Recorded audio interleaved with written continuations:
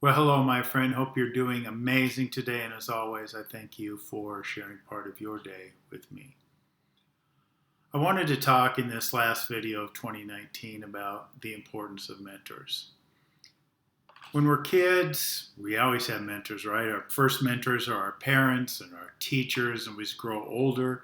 That's usually still the case, mostly our teachers and family friends, and some adults who have jobs and jobs we might be interested in. And that kind of continues through college. Maybe when we first start our job, we have mentors. But as we get older, we tend to not see the need for them. Now, I was certainly guilty of that myself once I got established in my profession. But here lately, even as I'm in my older years, shall we say, I've really discovered the importance, or rediscovered more accurately to say, the importance of having great mentors because they can get us out of our rut. They can help us start thinking differently, and they can help us evolve and grow in all stages of life because it's not just, if you've heard my other videos before, a matter of going through the motions. So my thought for you is to reach out and consider getting some mentors, whether you work with them personally on a one-on-one basis or not, or you just read their books or watch them on YouTube.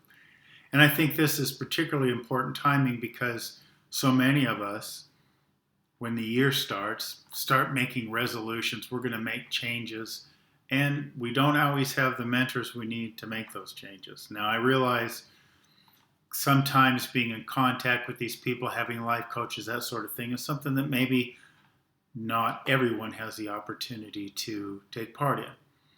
But of course, there's things like YouTube. You're not paying to see me. You probably wouldn't, but you're not paying to see me. And there's a lot of people out there. There's a lot of people way wiser than I am out there on YouTube available to you to kind of serve as de facto mentors. And I thought, since I brought up the value of mentors I've had in my life, I want to bring up three that are kind of with or have been with me throughout this last year on a personal level, last year or two on a personal level, and then one that I don't know through YouTube. On a personal level, of course, you've heard me talk about Shawn Stevenson, who was a personal mentor of mine for a good couple of years now until his recent passing. Now, he has a lot of good advice on YouTube.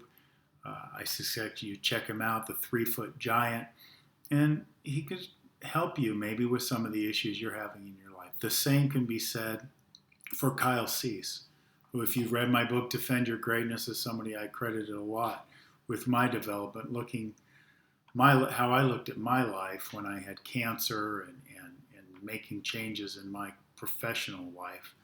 And I think that's a real important person you might consider. The third is maybe someone a lot of you have heard of already.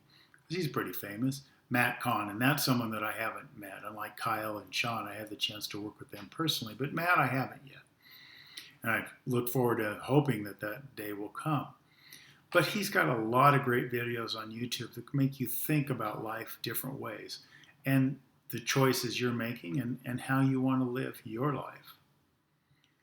Of course, I'm sure there's a ton out there that I'm not even thinking of, and maybe some of you can direct me to great mentors.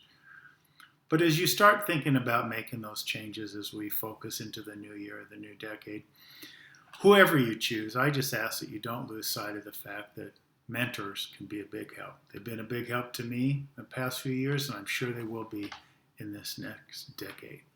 With that, I bid you happy holidays, happy new year, all that stuff, and we will see you in 2020. Thank you, my friend.